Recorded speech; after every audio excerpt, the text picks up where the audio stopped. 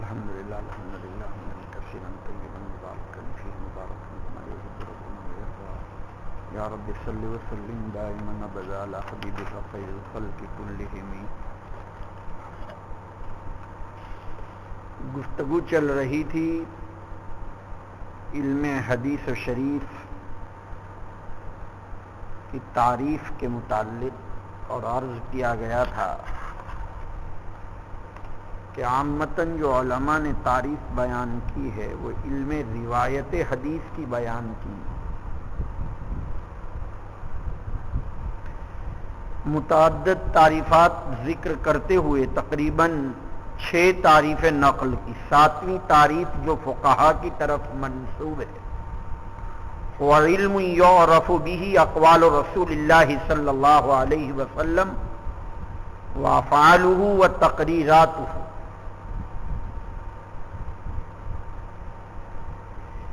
فقہا نے اپنی تعریف میں لفظ تقریرات کو بڑھایا، جس علم کے ذریعے سے جناب نبی کریم صلی اللہ علیہ وسلم کے متعلقات یعنی اقوال و افعال اور تقریرات کا پتہ چلے، اس علم کا نام علم روایت حدیث۔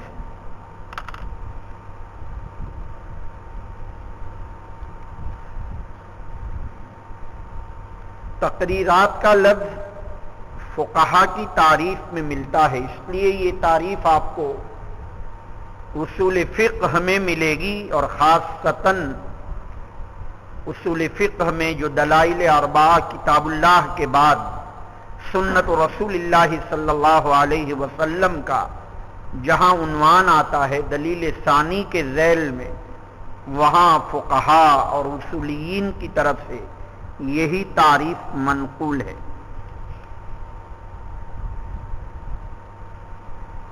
اس میں جو لفظ ہے وہ تقریرات ہے، قریب قریب اسی طرح کی تعریف حضرات محدثین سے بھی منقول ہے، هو علم يعرف به اقوال رسول اللہ صلی اللہ علیہ وسلم وافعاله واحواله۔ اقوال اور افعال کے نقل کرنے میں محدثین اور فقہا متفق ہیں، لیکن لفظ تقریرات فقہا کی تعریف میں ہے اور محدثین کی تعریف میں لفظ تقریر نہیں۔ تقریرات جمع ہے تقریر کی، اور تقریر کے معنی الاثبات ہو، کسی شے کو ثابت کرنا۔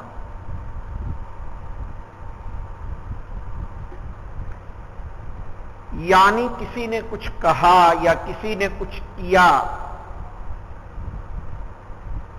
اور حاضرین میں سے سکوت اختیار کرنا، اس قول یا اس فعل پر کوئی نکیر نہ کرنا۔ مثلا جناب نبی کریم صلی اللہ علیہ وسلم کی حاضری میں کسی نے کچھ کہا،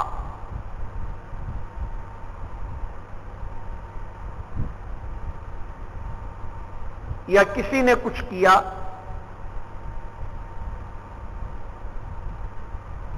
اسی لیے صحابہ کرام کا ایک مقولہ جو حدیث پاک میں اور باب العزل میں آپ نے پڑھا، نحن نعزل والقرآن ینزل، ہم اپنی بیویوں سے عزل کرتے تھے حال یہ کہ قرآن نازل ہوتا تھا۔ اگر یہ کوئی چیز بری ہوتی عزل، تو پھر قرآن اس کی ممانعت کرتا۔ یہ اس بات کی دلیل ہے کہ قرآن نے اس کو اگرچہ پسند نہ کیا ہو، لیکن اس پر کوئی ناگواری کا اظہار نہیں کیا، تو اس کو کہتے تقریر۔ تقریر وہ نہیں ہے جو آپ کے یہاں بیان کے معنی میں ہے، وہ آپ کا اپنا عرف خاص ہے، اور یہ جو عرف ہے یہ عرف شرعی ہے، عرف فنی ہے، اور وہ یہی ہے کہ کسی شے کو ثابت رکھنا۔ تابعین نے کوئی عمل کیا اور صحابہ نے ثابت رکھا، صحابہ نے کوئی عمل کیا اور آپ صلی اللہ علیہ وسلم نے ثابت رکھا، تو تقریر نبوی بھی ہے، اور تقریر جو ہے وہ صحابہ کی بھی ہے، اور تقریر تابعین کی بھی ہوتی۔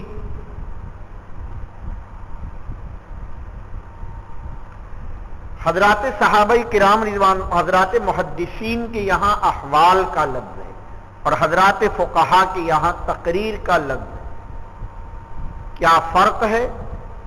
حضرات فقہا کے پیش نظر احکامات کا استنباط ہے اور حضرات محدثین کے پیش نظر نبی کریم صلی اللہ علیہ وسلم کے متعلقات کو جمع کرنا، اور جب جمع کرنے کی بات ہے تو آپ کے اقوال کو جمع کریں گے، آپ کے افعال کو جمع کریں گے، آپ کے احوال کو بھی جمع کریں گے، اور احوال کبھی اختیاری ہوتے ہیں اور احوال کبھی اضطراری ہوتے ہیں۔ اسی لیے محدثین کی کتابوں میں آپ کو جہاں اقوال و افعال ملیں گے وہاں آپ کے احوال اختیاری اور غیر اختیاری، آپ کے غضب، آپ کی رضا جو بعض مرتبہ غیر اختیاری ہوتی ہے، اسی طرح آپ کی رفتار و گفتار، آپ کی نشست و برخاست، آپ کا قیام و قعود، آپ کا جلوس، کہ جس سے کوئی مسائل کا استنباط نہیں ہوتا، ان کو بھی حضرات محدثین ذکر کرتے ہیں۔ اس لیے محدثین کی اصطلاح میں علم یعرف به اقوال رسول اللہ صلی اللہ علیہ وسلم وافعالہ واحوالہ، بخلاف فقہا کے یہاں مسائل اور احکامات کا استنباط چونکہ ہوتا ہے، لہذا انہوں نے بجائے تعریف کرنے کے یعنی احوال کی قید لگانے کے، انہوں نے قید جو بڑھائی وہ تقریرات کی، اس لیے کہ تقریر اور سکوت سے مسائل کا استنباط ہوتا ہے۔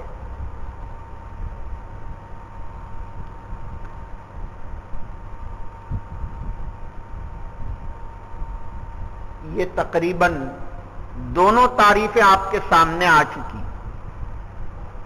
بعض حضرات نے تعریف کی ہو علم یعرف به شرح احادیث النبی صلی اللہ علیہ وسلم وشرح اقوال النبی صلی اللہ علیہ وسلم، وہ علم جس کے ذریعے سے نبی کریم صلی اللہ علیہ وسلم کی احادیث یعنی افعال اور آپ کے اقوال کی شرح جس سے معلوم ہو، اس علم کو علم الحدیث کہتے ہیں۔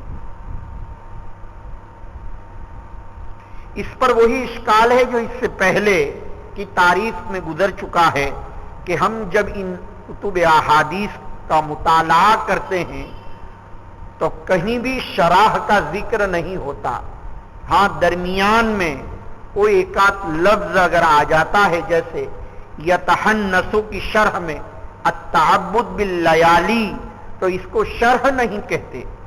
اس کا جواب گزر چکا ہے کہ تراجیم اور ابواب اور عناوین وہ حقیقت میں شارحہ ہے۔ کبھی روایت مطلق ہوتی ہے اور عنوان مقید ہوتا ہے، اور کبھی روایت مقید ہوتی ہے اور عنوان مطلق ہوتا ہے۔ گویا اس بات کی طرف اشارہ ہے کہ اگر روایت میں قید ہے تو یہ قید احترازی نہیں۔ مثلا عنوان قائم کیا جاتا ہے باب غسل الیدین الی الرسغ عند الوضوء، وضو سے پہلے رسغ تک ہاتھ دھونا ہوگا، مطلق قید لگا دی، حالانکہ جب روایت بیان کی تو روایت میں ہے اذا استيقظ احدكم من منامه فليغسل يديه ولا يدخل يده في انائه، کہتے ہیں جب آدمی نیند سے اٹھے تو برتن میں ہاتھ نہ ڈالے۔ اس روایت سے غسل یدین قبل الوضوء اور عند الوضوء پر استدلال کیا، جبکہ روایت میں تو اذا استيقظ احدكم من منامه کہ بیدار ہو تو ہاتھ دھوئے، تو یہ روایت مقیدہ سے استدلال کیا اور باب قائم کیا باب غسل الید عند الوضوء۔ یہ اس بات کی دلیل ہے کہ حقیقت میں یہاں عنوان اور ترجمہ سے شرح کی جا رہی ہے۔ اسی طریقے سے بعض حضرات نے تعریف کرتے ہوئے کہا هو علم بقوانین یعرف بها احوال السند والمتن من صحت وحسن،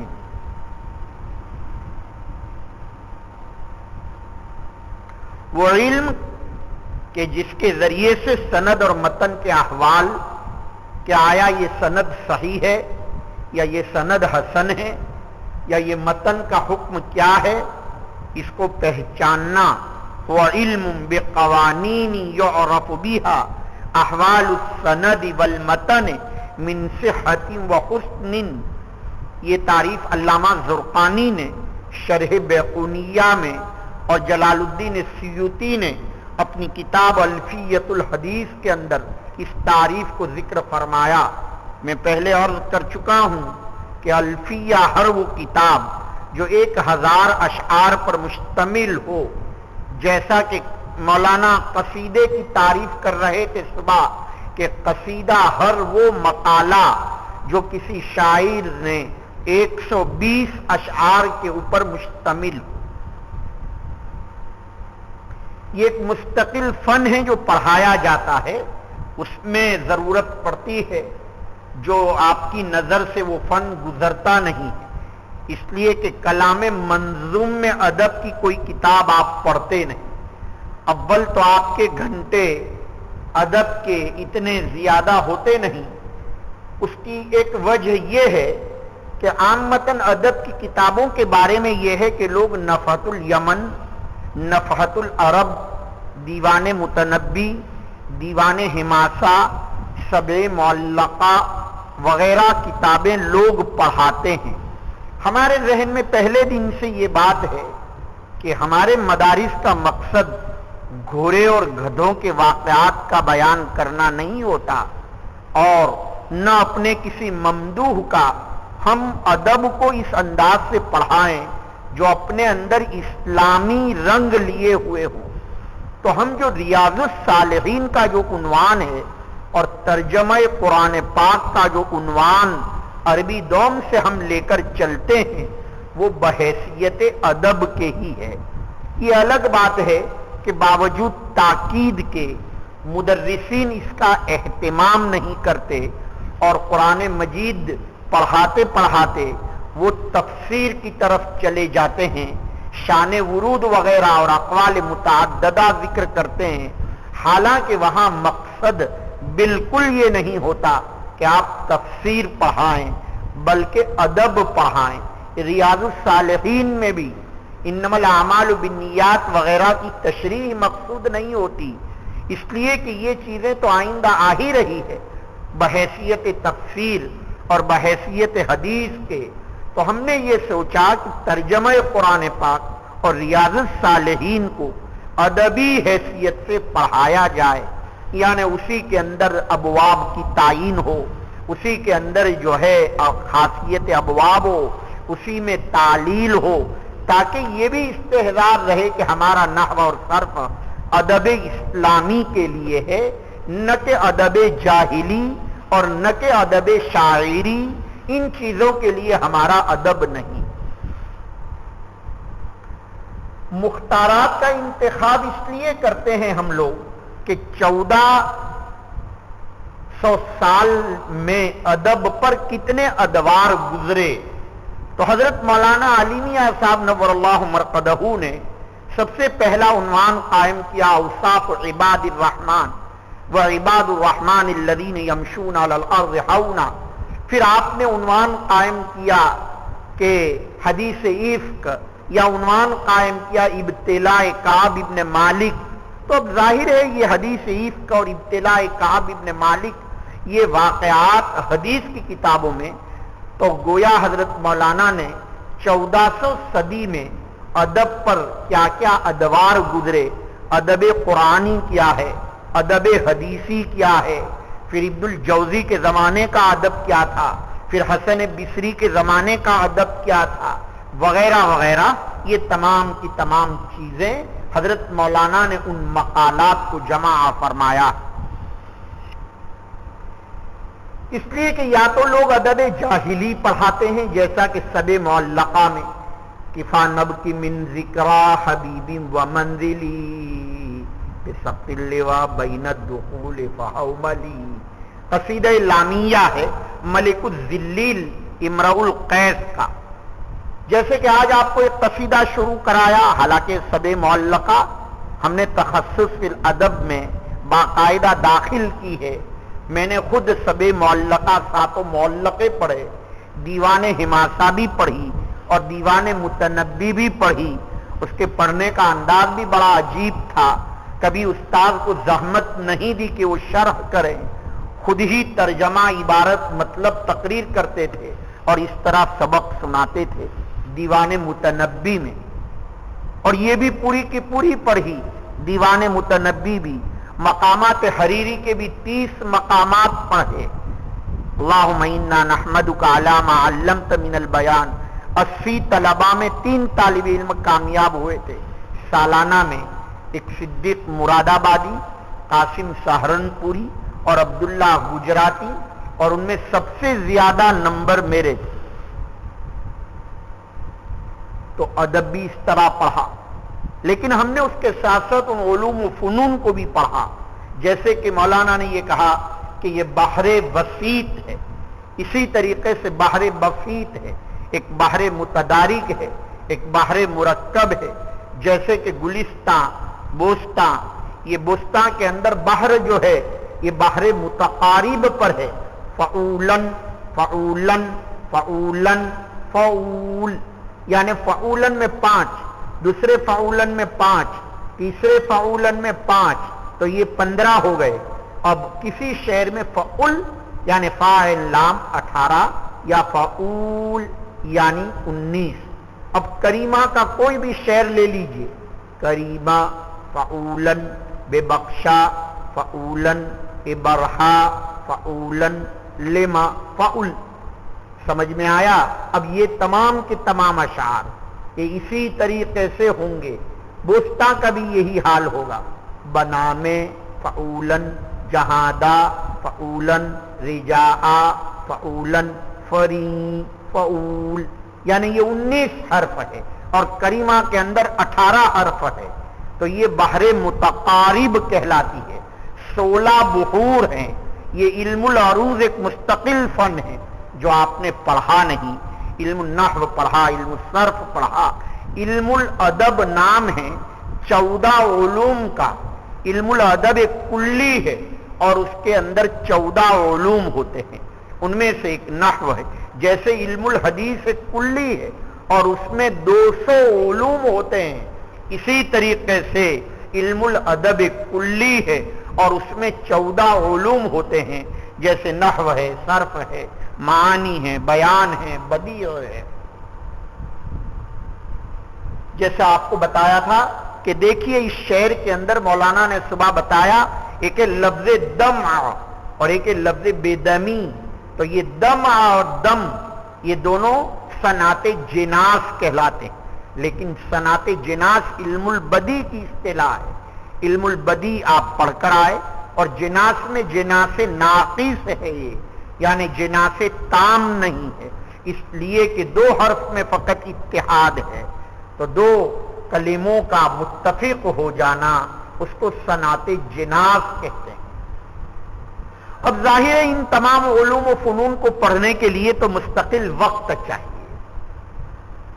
اب آپ تو سب سال لپیٹ رہے ہیں اور چاہتے ہیں کہ مختصر وقت میں سب علوم کو پڑھیں، تو یہ بات بہت مشکل ہے. پھر یہی ہوتا ہے کہ عنوان تخصص کا قائم کیا جاتا ہے. یا تو پڑھنے کے زمانے میں آدمی محنت سے پڑھ لے تو کسی تخصص کی ضرورت نہیں ہے. ظاہر تخصص میں پھر ان چیزوں کا اجرا ہے. آپ کو اجرا کرایا تھا معلم الانشاء میں بھی، آپ کو اجرا کرایا تھا اس کے بعد باقی سبھی کتابوں میں. اب آپ نے وہ اجرا اس زمانے میں محنت سے نہیں کیا تو اب جو جماعت تخصص فی الادب کی پڑھ رہی ہے آپ ذرا ان کی کاپی دیکھنا کہ کیا چل رہا ہے، تو وہی عربی اول ہی چل رہا ہے، یعنی وہی جملے بنا رہے ہیں. سمجھ میں آ رہی بات؟ تو وہی ہے. مثلا ہدایہ محنت سے پڑھ لی آپ نے، نور الایضاح کنز شرح وقایہ، آپ کو مسئلے کی تلاش کی اگر عادت ہو گئی تو مفتی کا فقہ، پھر وہی کتاب کی مراجعات کرتے ہیں. کوئی مسئلہ آ گیا تو پھر انہی کتابوں کی طرف رجوع کرنا پڑتا ہے. تو اب وہ اس کا اجرا ہوتا ہے. اب تجوید میں تو آج قاعدہ پڑھا اور فوراً اجرا ہو جاتا ہے. سمجھ میں آیا؟ نحو میں بھی کچھ سال تک یہ ترتیب چلتی ہے، شرح میں تعمیل وغیرہ میں ترکیب. اب صرف کا رواج نہیں ہے جو ہم نے اس سال یہاں شروع کرا دیا، سمجھ میں آیا. معانی بیان بدی کا رواج نہیں ہے، وہ بھی ہونا چاہیے. علم المنطق کا رواج نہیں ہے، وہ بھی ہونا چاہیے. یعنی جب بھی کوئی جملہ آئے تو یہ کہیں کہ یہ تصور ہے یا یہ تصدیق ہے، پھر یہ تصور ہے تو بدیہی ہے یا نظری ہے. بس وہ تو ہر چیز میں اجرا کی ضرورت پڑے. جیسے آپ وہاں اجرا کرتے ہیں، سمجھ میں آیا، یعنی تجوید کے اندر اجرا کرتے ہیں تو وہ قواعد کا بہت استحضار ہے. اب ادغام بھی کر لیتے ہیں، اخفا بھی کر لیتے ہیں. اسی طرح ہر فن کے قواعد کا استحضار رہا تو اب آپ کو اجرا کرنا آسان ہو جائے گا. تو یہ تخصص کا مطلب وہی ہے، اجرا کا سال. تو زیادہ گھنٹے آپ کو وہی ملیں گے، تمرینات. تمرین کا مطلب یہی ہے، مدرس مفتی کہتا ہے کہ یہ 3 سوال دیتا ہوں، اس کو تلاش کر کے لاؤ. پھر اگر وہ کڑی نگرانی کرتا ہے تو ٹھیک ہے، ورنہ وہی سوالات اردو فتاوا میں تلاش کر لیتے ہیں. سمجھ میں آیا؟ یا کم از کم اردو فتاوا میں نہیں دیکھتے تو ان کو دیکھنے کے بعد نیچے عبارت میں وہ اردو فتاوا کے نیچے عربی فتاوا کا حوالہ ہوتا ہے، تو پھر اسی کو دیکھ لیتے ہیں اسی حوالے کے پیش نظر. وہ تو کیا کڑی نگرانی کرنی پڑتی، یعنی پھر اس درسگاہ میں اردو فتاوا کی ایک بھی کتاب نہ ہو، کبھی اس کے ہاتھ میں اردو فتاوا نہ دیکھیں، جب جا کے وہ حقیقی معنی میں مفتی بنتا ہے اور پھر اس کی مشق کرائی جاتی ہے. تو یہ تخصصات کے جو شعبے ہیں وہ اجرا کے ہیں. میں عرض یہ کر رہا تھا کہ یہ سب معلقہ وغیرہ یہ قصیدے زمانہ جاہلیت کے ہیں. تو ظاہر ہے ہم نے یہ سوچا کہ ادب ہی پڑھانا ہے تو ریاض الصالحین کو واسطہ بنا لیا جائے. کیا ضرورت ہے؟ مفید الطالبین کو واسطہ بنا لیا جائے، ترجمہ قرآن پاک کو واسطہ بنا لیا جائے. تو تبارک الذی بیدہ الملک وہو علی کل شیء قدیر، تو وہاں تبارک آیا باب مفاعلہ سے پہلے ماضی ہے تو وہ وہی اجرا ہے. اب وہ مدرس کے اوپر پورا ڈیپینڈ اور گویا مدار ہے کہ وہ کس طریقے سے اس کتاب کو پڑھاتا. وہ تو کوئی بھی کتاب ہو، مثلا یہی بخاری پڑھ رہے ہیں، لیکن دیکھیے چونکہ مجھے معلوم ہے کہ ابھی آپ کچھ اصطلاحات درایت سے واقف نہیں ہیں، تو مجبوری ہے کہ بجائے اس کے کہ اس کے مفہوم اور معانی پر گفتگو کی جائے، اس طالب علم کو پہلے سے لے کر چلنا پڑتا ہے. اس کو کہتے ہیں رفع کرنا. رفع سمجھتے ہیں؟ کپڑا جب پھٹا ہوا ہے تو پھر اس کے بعد اس کا رفع کیا جاتا ہے. تو 9 سال تک آپ نے علوم کا اجرا نہیں کیا. سمجھ میں آیا؟ اس لیے ضرورت پڑی کہ اب ان کا کس طریقے سے اعادہ کیا جائے. تو ظاہر ہے ایک مجلس میں تو اس کا اعادہ بہت مشکل ہے. بات چل رہی تھی کہ قصیدہ ہر وہ مضمون جو کلام منظوم جو 180 اشعار پر 120 اشعار پر مشتمل ہو، پھر وہیں پر ہوتا ہے قافیہ اور وہیں پر ہوتا ہے پھر حرف ردی جس کے اوپر کلام ختم ہو. اسی لیے یہ جو شعر آپ پڑھتے ہیں غدائرہ مستشررات الی العلا تظل الاوقاس فی مثنی و مرسلی، اس کو کہا جائے گا یہ قصیدہ لامیہ کا شعر ہے، یعنی جس کے ہر حرف کے آخر میں، جیسا کہ شاطبیہ یہ بھی قصیدہ لامیہ ہے، ورنہ اصل اس کا نام شاطبیہ کا حرز الامانی و وجہ التہانی. اور شاطبیہ کیوں کہتے ہیں اس کو؟ اس لیے کہ امام شاطبی کی لکھی ہوئی ہے، اس لیے اس کا نام شاطبیہ ہے. آپ اتنا وقت لگائیں پڑھنے میں، یہ پوری تگودو جو کی جا رہی ہے رات کو عصر سے مغرب سے لے کر عشاء تک، کچھ دن تک ابھی نحو پڑھانے والے آئے، اس سے پہلے تجوید والے آئے، پھر اس کے بعد انگریزی والے آئے، پھر عربی جو ہے وہ اس مضمون کو پڑھانے کے لیے، پھر ادب کے لیے، پھر آج جو ہم نے بلایا، حالانکہ میرے استاد ہیں اور وہ تو حدیث شریف پڑھاتے تھے، لیکن ان کو ایک ذوق چل پڑا کہ کس طریقے سے مکاتب کے علماء کو بتایا جائے. تو مغرب سے عشاء تک علماء کو جمع کر کے مکاتب کی ترتیب تھی. پھر صبح جو ہے بتایا گیا آپ کو کہ ادب کیسے پڑھایا جائے، پھر اس کے بعد مجلس ہوئی کہ حفظ کیسے پڑھایا جائے، یہ سب سکھانے کی ضرورت پڑتی ہے۔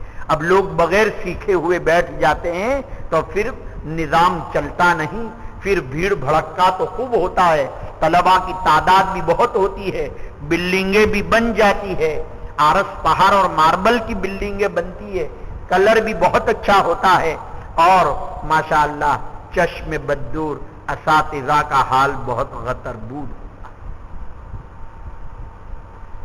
اور جب اساتذہ میں وہ چیز نہیں ہوگی تو میرے جیب میں پیسے ہی نہیں ہوں گے تو میں بازار کیوں جاؤں گا؟ آدمی کے جیب میں پیسے ہوگے تو بازار جائے گا، اگر اپنے اندر کچھ ہوگا تو خرچ کرے گا، اور اندر ہی نہیں ہوگا تو خرچ کیا کرے گا؟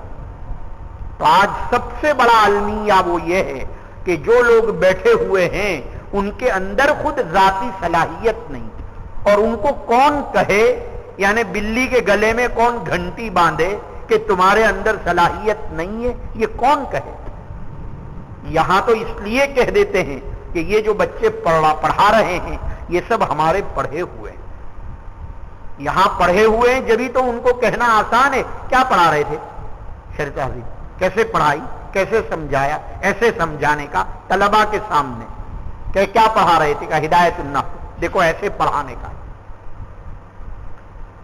سمجھ میں آیا؟ اور اگر یہ ہمارے پاس پڑھے ہوئے نہ ہوتے، مولانا کلیم صاحب اگر پڑھاتے ہوتے تو ان کو جا کر آپ کیسے کہہ سکتے تھے کہ جناب ایسا پڑھائیے؟ اس لیے ضرورت اس بات کی ہے کہ ایسی ٹیم ہو جو طلباء کو بنانے کی فکر کرے، تقریر نہ کرے، لیکچر فقط کافی نہیں ہے، ان کے پیچھے پڑ جائے، اور جب تک ان کے پیچھے نہیں پڑیں گے، ابھی وہ مولانا کہہ رہے تھے ہمارے استاد کہ اگر کوئی مدرس پاؤں پھیلا کر کسی درسگاہ میں بیٹھتا ہے، آپ اس درسگاہ میں جا کر دیکھیے، ضرور بھی ضرور یہ مدرس تو ویسے ہی پاؤں پھیلا کر بیٹھا ہے، لیکن ان کی آدھی جماعت باقاعدہ سو گئی ہوگی۔ تو مدرس کا نشیط ہونا ضروری، سمجھ میں آیا؟ اس کے لیے مجاہدہ کرنا پڑتا ہے، اس کے لیے تکلیفیں برداشت کرنی پڑتی ہے۔ عنوان بڑا اچھا تھا صبح کو کہ تحمل اپنے اندر پیدا کریں۔ ہمیں بھی معلوم ہے کہ سردی کا دن ہے، ابھی تو چھٹی ہوئی اور ابھی آپ کو کھانا کھانا ہے اور آپ کو پھر جو ہے اور فوراً پڑھنا ہے، اگر آپ کو آرام کا وقت نہیں ملا، لیکن مجھے یہ تو بتائیے کہ آیا یہ دنیا دار لوگ دوپہر کو سوتے ہیں؟ وہ یہ کہتے ہیں ہم کو دوپہر کو سونے کی عادت نہیں۔ تو ان کو عادت نہیں ہے تو آپ کو کیسے عادت ہے؟ ٹھیک ہے، قیلولہ کا مطلب آپ نے یہ کیسے سمجھ لیا کہ 1 گھنٹہ اور 1.5 گھنٹہ تک سونا؟ قیلولہ کا مطلب تو فقط اتنا ہے، اذا تغدا تمدا و اذا تعشا تمشا، یعنی آدمی کھانا کھا کر پاؤں پھیلا دے، اپنی کروٹ سیدھی کر لے، اس میں سونا نہیں ہے۔ قیلولہ کی اصل حقیقت وہی، اور وہ بھی چونکہ جناب نبی کریم صلی اللہ علیہ وسلم جہاں طبیب روحانی تھے وہاں طبیب جسمانی تھے، اور اتنا کروٹ کو پھیلا دینا یہ اس کھانے کے لیے ہاضم کا ذریعہ ہے، اس لیے آپ صلی اللہ علیہ وسلم نے یہ بات بتائی۔ تو بہت آسان شکل ہے، اگر آپ بہت شوق سے پڑھنے آئے ہیں اور آپ کو ایسا لگ رہا ہے کہ اگر سبق دیر تک ہوتا ہے اور کھانا کھانے کے بعد اگر نیند پوری نہیں ہوتی تو ظہر کے بعد کے سبق میں سستی رہتی ہے، تو نہ کھائیے، کوئی کھانا ضروری؟ ابھی تو آپ نے ناشتہ کیا تھا، وقفے کے اندر تو آپ ناشتہ کر کے آئے، کوئی ضروری ہے کھانا؟ نہ کھائیں۔ 16 سال تک شام کا کھانا نہیں کھایا، 16 سال تک، اور دوپہر کا کھانا بھی اللہ اس مرحوم کی مغفرت فرمائے، مولوی احمد حسین کشمیری قبول کے یہاں سے چائے لاتا تھا اور میں مطالعہ کرتا اور میرے ہاتھ میں روٹی توڑ کے میرے منہ میں ڈالتا تھا۔ اس بڈھے کا انتقال ہو گیا بیچارے کا، وہ چونکہ ایک مسجد میں نماز پڑھاتا تھا تو اس کے یہاں نرم روٹی چپاتی آتی تھی، تو میری روٹی وہ لے لیتے تھے، اور ہماری جو روٹی تنور کی جو ہوتی تھی اور وہ جو ہے ان کی روٹی جو چپاتی وہ میرے لیے لے آتے، وہ بھی شام کی۔ البتہ دن بھر میں وہ تھوڑی تھوڑی دیر میں وہی نیند اڑانے کے لیے تو نہیں، بھوک مارنے کے لیے تقریباً 16 چائے لاتے تھے قبول کے یہاں سے۔ اب وہ چائے سے بھی مناسبت نہیں رہی۔ آدمی کو جب کسی چیز کی لگن ہو جاتی تو اس کے پیچھے وہ لٹو ہو جاتا ہے۔ اللہ نے آپ کو بہت عظیم مشغلہ عطا فرمایا، کیسی نیند اور کیسا سونا اور کیسا آرام۔ نہیں سوتے ہیں، دیکھیے دنیا دار لوگوں کی راتیں کیسی گزرتی ہیں۔ اس طرح آپ مطالعہ کیجیے، پھر دیکھیے جنگلوں میں اللہ تعالیٰ منگل بنواتے ہیں۔ کوئی یہ لوگ دعوت دینے تھوڑی آئے تھے رویدرا، میں خود بس میں بیٹھ کر آیا تھا 1985 کے اندر۔ گاؤں سے 9 بجے بس نکلتی تھی اور رکشا کر کے جو ہے وہاں پہنچا جامع مسجد کے سامنے، ایک چائے کی ہوٹل تھی، تو مولوی بشیر جو ہے مسجد کے اندر، پرانی مسجد تھی، چائے لے کر آئے۔ میں نے کہا میرا جی چاہ رہا ہے کہ اس گاؤں میں کوئی اسلامی اسکول شروع کروں، تو بیچارے مولانا کہنے لگے کہ بہت مشکل ہے، یہاں تو میاں بھائی لوگ رہتے ہیں، ان کا کوئی ٹھکانہ نہیں۔ میں نے کہا دیکھیے اللہ کا کام ہے۔ پھر 2-4 اور آدمیوں کو بلایا، وہ کہنے لگے مولانا آپ کو معلوم نہیں غالباً آپ اسلامی مدرسہ کھول رہے ہیں اور ہم کو سمجھا رہے ہیں اسلامی اسکول، قبرستان کے مردے بھی اٹھ کر تمہاری پٹائی کریں گے۔ حاجی عبد الکریم واڑی والا بیچارے یہ کہتے تھے۔ پھر رفتہ رفتہ جب اللہ تعالیٰ کسی سے کام لیتے ہیں تو والذین جاہدوا فینا لنہدینہم، تو بولا اللہ اس طرح راستے نکالتے ہیں۔ آج بھی جب ہمارے چندے والے جاتے ہیں غیر ملک میں تو وہاں کے لوگوں کو تصور ہے کہ یہ تو بدعتی اڈا ہے، اور وہ پوچھتے ہیں کہ اپنے خیال کے مولانا ہیں یہ؟ ہاسوٹ کا عنوان سن کر 20,000 مسلمان تھے اور 15,000 جو ہے وہ پاکستان منتقل ہو گئے، اور 5,000 اور جماعت کوئی عالم دیوبند آ کے تقریر نہیں کر سکتا تھا۔ اللہ پاک میرے مرحوم کے درجات کو بلند فرمائے۔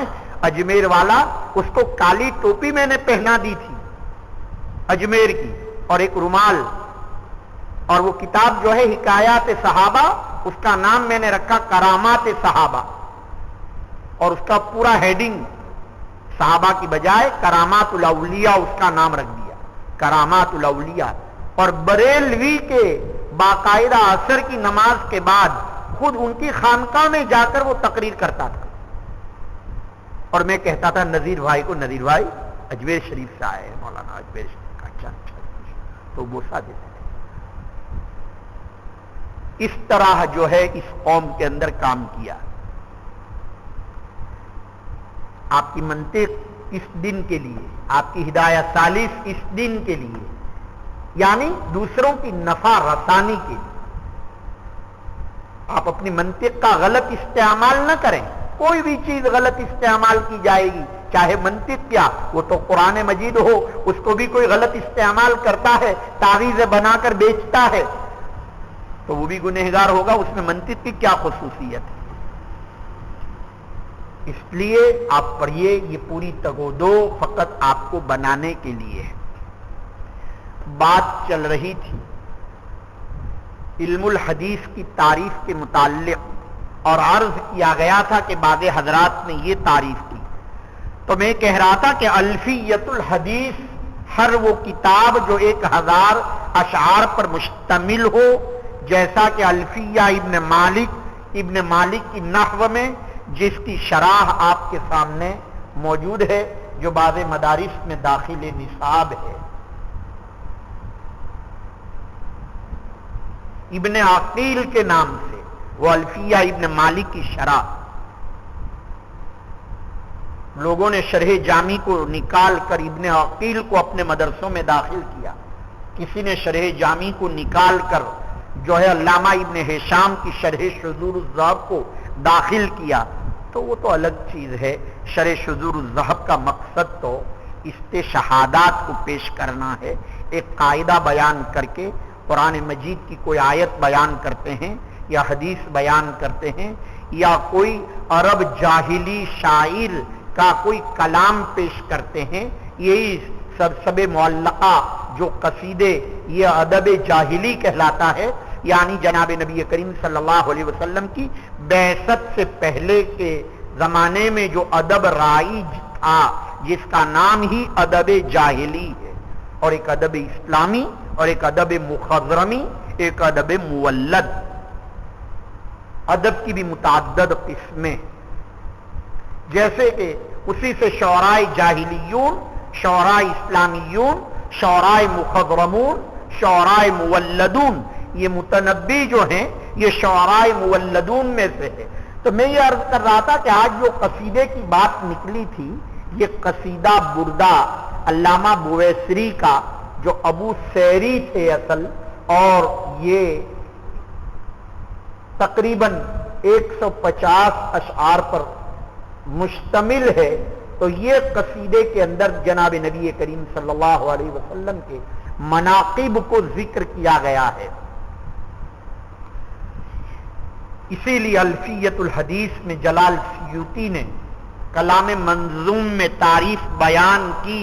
علم الحدیث ذو قوانین تحد، علم الحدیث ذو قوانین تحد یدرا بہا احوال متن وسند فذلک الموضوع والمقصود ان یعرف المقبول والمردود. علم الحدیث چند قوانین کا نام ہے جس کی تعریف کی جاتی ہے کہ متن اور سند کے احوال جس سے جانے جاتے ہیں، یہی موضوع اور یہی مقصود ہے. اور یہ کہ اس کا مقصد یہ ہے کہ مقبول اور مردود کی معرفت حاصل. علامہ عز الدین ابن عبد السلام نے بھی اس کی تعریف کی، اور انہوں نے اپنی کتاب الاصول کے اندر یہی تعریف بیان کی ہے. بہرحال علامہ زرقانی نے شرح بیقونیہ میں، علامہ سیوطی نے الفیہ حدیث میں، اور اسی طریقے سے علامہ عز الدین ابن جماعہ نے اپنی کتاب الاصول کے اندر یہ تعریف بیان کی. لیکن اس تعریف سے یہ پتہ چلتا ہے کہ یہ اصول حدیث کی تعریف ہے، نہ کہ علم الحدیث کی، اس لیے کہ یہاں عنوان ہے علم بقوانین یعرف بها احوال السند والمتن من صحت وحسن. اسی کو کلام منظوم میں پیش کیا. علم الحدیث ذو قوانین تحد یدرا بها احوال السند والمتن احوال المتن والسند فذلك الموضوع والمقصود ان يعرف المقبول والمردود. بعض حضرات نے یہ 9 تعریفات ذکر کر کے یہ فرمایا کہ اس سے بہتر یہ ہے کہ علم روایت کی تعریف اور ہو اور علم درایت کی تعریف اور ہو. علامہ اجہوری اپنی کتاب شرح بیقونیہ میں علم روایت حدیث کی تعریف فرماتے ہوئے فرماتے ہیں هو علم المشتمل على نقل الحدیث سواء كان اقوالا وافعالا ما اضیف الى النبی صلی اللہ علیہ وسلم. وہ علم ہے جو مشتمل ہو حدیث کے نقل پر، برابر ہے کہ وہ اقوال ہوں یا افعال ہوں، ہر وہ چیز جو جناب نبی کریم صلی اللہ علیہ وسلم کی طرف منسوب ہو، اس کو کہا جاتا ہے علم حدیث یا علم روایت حدیث.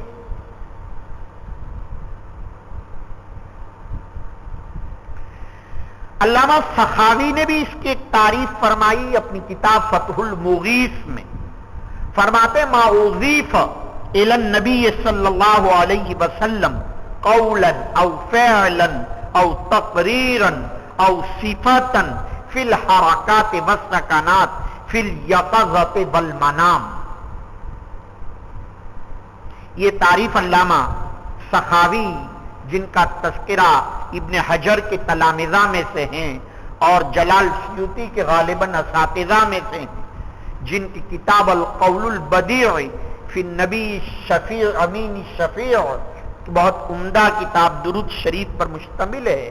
فرماتے ما اضیف الی النبی صلی اللہ علیہ وسلم قولا او فعلا او تقریرا او صفتا فی الحرکات والسکنات وفی الیقظۃ وفی المنام، یہ تعریف بیان کی ہے بعض حضرات نے۔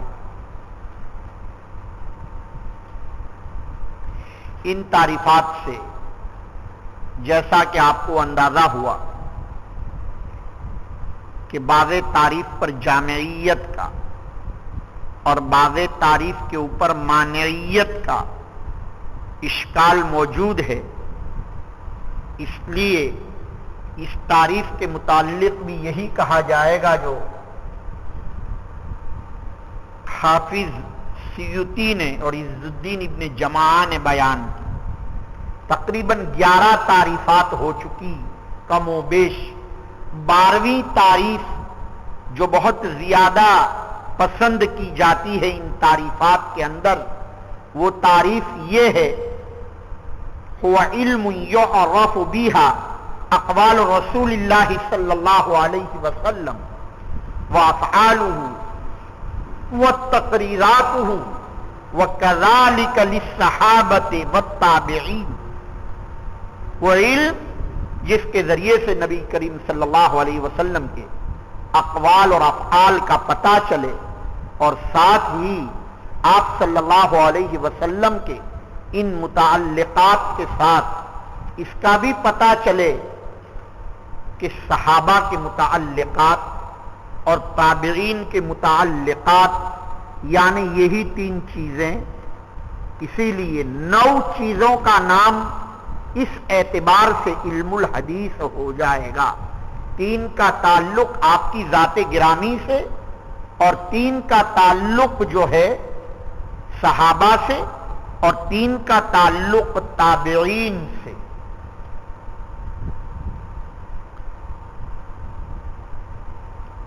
علامہ قرافی نے اپنی کتاب فتح الباقی شرح الفیہ میں، بلکہ غالباً انہی سے نقل کرتے ہوئے مقدمہ مشکات المصابیح میں جو تعریف ابتدا میں ذکر کی، جس کو آپ مقدمہ مشکات کہتے ہیں، حقیقت میں یہ مقدمۃ المشکات المصابیح نہیں ہے، بلکہ حضرت مولانا عبدالحق محدث دہلوی علیہ رحمہ نے 2 شرحیں لکھی ہے مشکات کی، ایک عربی میں اور ایک فارسی میں۔ عربی میں جو شرح ہے اس کا نام لمعات التنقیح ہے، اور فارسی میں جو شرح ہے اس کا نام اشعۃ اللمعات ہے۔ آپ کے مکتبے میں دونوں تقریباً ہونی چاہیے تھی، لیکن کسی نے چوری کر لی، لمعات التنقیح کی اور اشعۃ اللمعات، بلکہ اس کا اردو ترجمہ بھی مجھے یاد پڑتا ہے کہ کسی زمانے میں مستقلاً پاکستان کا میں نے سفر کیا تھا، تو اس کا کوئی اردو ترجمہ بھی میں لایا ہوں اشعۃ اللمعات کا۔ فارسی میں یہ شرح شاہ عبدالحق محدث دہلوی کی ہے۔ تو یہ جو مشکات کے شروع میں مقدمۃ المشکات جلی قلم سے جو لکھا ہوا ہے، وہ حقیقت میں جس کو سبقاً پہلی جماعت کو ہم نے پڑھایا، ان کو مقدمہ مسلم بھی پڑھایا، مقدمہ نووی بھی پڑھایا، ہر کتاب کے مقدمے بھی من اولہ الی آخرہ ہی پڑھائے، حتیٰ کہ بخاری کے شروع میں جو مقدمات ہیں وہ بھی اس جماعت کو پڑھائے گئے۔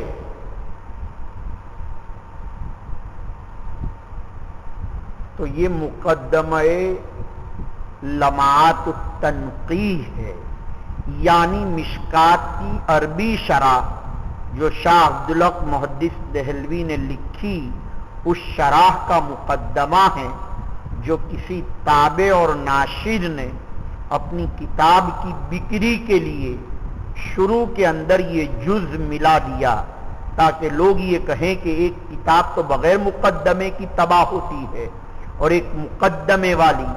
لیکن اس کے بعد لوگوں نے یہ پسند اتنا کیا، اصول حدیث میں لوگ نخبہ پڑھاتے ہیں اور وہ بالکل آخر سال میں 15 دن کے اندر پڑھاتے ہیں، تو لوگوں نے سوچا کہ 6-7 صفحے کا یہ مقدمہ ہے، جس میں کچھ معلومات ہے مرفوع موقوف مقطوع وغیرہ، تو پھر اسی مقدمے پر لوگ اتفاق کرنے لگے اور مشکات سے پہلے یہ مقدمہ بھی پڑھایا جانے لگا۔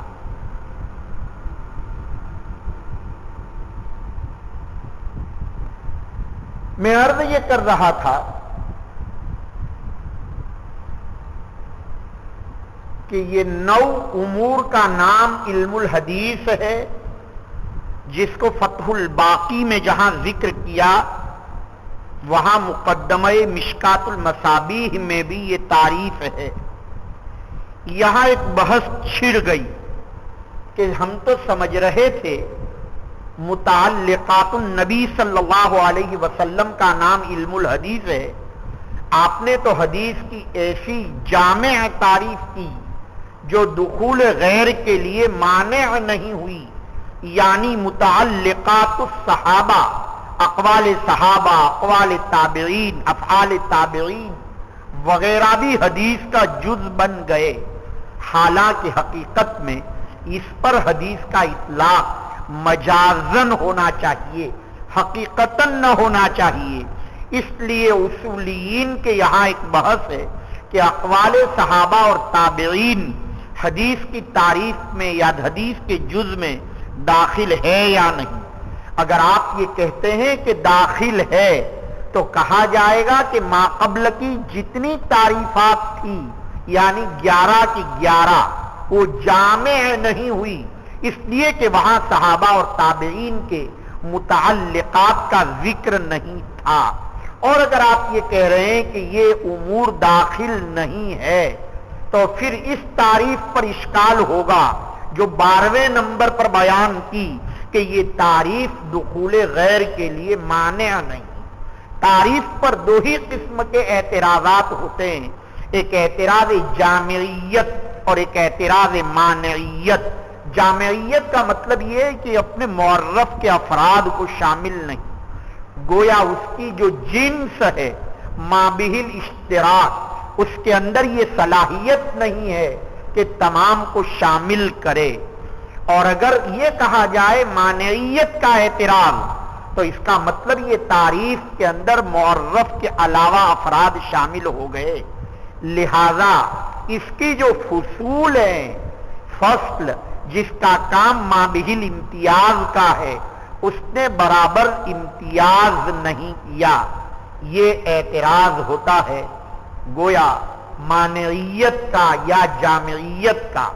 اب اگر یہ امور ثلاثہ للصحابہ یا امور ثلاثہ للتابعین حدیث کا جز ہے تو ما قبل کی تعریفات جامع نہیں، اور اگر جز نہیں تو یہ تعریف مانع نہیں، اس لیے کہ اس میں غیر بھی داخل ہو گیا۔ یہ ایک بڑا قوی اعتراض اس تعریف کے اوپر وارد ہوتا ہے۔ علماء نے اس کے جوابات دینے کی کوشش کی ہے اور وہ یہ کہتے ہیں کہ یہ مسئلہ مختلف فیہا ہے، متقدمین کے یہاں یہ تمام چیزیں داخل ہے، یعنی صحابہ اور تابعین کے اقوال، جیسا کہ شاہ عبدالحق محدث دہلوی کی تعریف جو مقدمے میں اور اسی طرح فتح الباقی میں جو تعریف ذکر کی گئی اس سے یہی بات معلوم ہوتی ہے۔ بلکہ جمہور کے نزدیک بھی تابعین اور صحابہ کے متعلقات ثلاثہ اقوال و افعال و احوال یا تقریرات یہ جمہور متقدمین کے یہاں حدیث کا جز ہے۔ اس کی دلیل یہ بتلاتے ہیں کہ ایک مرتبہ امام احمد بن حنبل نے یہ فرمایا اپنے تلمیذ ابو زرعہ رازی کے متعلق کہ صح من الحدیث 700,000 حاذ الحفظ، یعنی اس شخص کو 7 لاکھ روایات میرے اس شاگرد ابو زرعہ رازی کو یاد ہے، 7 لاکھ حدیثیں یاد ہے۔ سوال پیدا ہوتا ہے کہ آج ہم نے اس فن کو اتنا منقع اور لوگوں نے مدون کیا تو مجموعہ بہت کم تعداد کو پہنچتا ہے. تو ابو زرع رازی کو بالکل ابتدائی صدیوں میں یعنی دوسری یا تیسری صدی میں 7 لاکھ حدیثیں کہاں سے یاد ہو گئی؟ معلوم ہوا حدیث کا لفظ بول کر جہاں متعلقات النبی صلی اللہ علیہ وسلم کو مراد لیتے تھے امام احمد بن حنبل، وہاں متعلقات الصحابہ اور متعلقات التابعین کو بھی مراد لیتے ہیں. ارے آیا جب ہی 7 لاکھ کا عدد ہوگا، یہ اس بات کی دلیل ہے کہ قدماء کے یہاں علم الحدیث کے اندر صحابہ اور تابعین کے متعلقات بھی شامل ہیں. اسی لیے غالباً جب ہم مصنف عبد الرزاق آپ کے مکتبے میں کتاب ہے، مسند سعید ابن منصور، مصنف ابن ابی شیبہ، یہ تینوں کتابیں آپ کے مکتبے میں ہیں، جب ہم ان کا مطالعہ کرتے ہیں تو وہاں متعلقات النبی صلی اللہ علیہ وسلم کی تعداد بہت کم ہے. متعلقات صحابہ اور متعلقات تابعین کی تعداد ان کتابوں میں یعنی مصنف عبد الرزاق اور مصنف ابن ابی شیبہ اور مسند سعید ابن منصور میں ان صحابہ اور تابعین کے متعلقات زیادہ ہیں. اس کے باوجود ان کتابوں کو علم الحدیث کی کتاب کہا جاتا ہے. یہ اس بات کی دلیل ہے کہ حدیث کی تعریف میں یہ متعلقات بھی شامل ہے. کچھ آیا سمجھ شریف میں؟ استدلال سمجھ میں آیا کیا؟ کتابوں کا نام ذکر کیا، اس کے اندر جو ہے آپ صلی اللہ علیہ وسلم کے متعلق کم ہے اور صحابہ کرام اور تابعین کے متعلق زیادہ ہے. اس کے بعد بھی اس کا اطلاق، اس کے باوجود بھی ان کو کتب احادیث کہا جاتا ہے. یہ اس بات کی دلیل ہے کہ حدیث نام 9 امور کا ہے، فقط 3 امور کا نام نہیں. یعنی نبی کریم صلی اللہ علیہ وسلم کے اقوال، افعال اور تقریرات کا نام فقط نہیں بلکہ صحابہ اور تابعین کے بھی متعلقات کا نام ہے. امام بیہقی نے امام احمد بن حنبل کے اس کلام کی جو کہ آپ نے ابو زرع رازی کے متعلق ذکر فرمایا، اس کی شرح کرتے ہوئے بیہقی خود کہتے ہیں من الاحادیث ای اقوال صحابہ ایضاً، یعنی اقوال صحابہ بھی اس کے اندر شامل ہے. یہ اس بات کی دلیل ہے. لیکن متاخرین علماء، اگرچہ آپ کے عبدالحق محدث دہلوی متاخرین علماء میں سے ہے لیکن انہوں نے جمہور کی اقتدا کی ہے.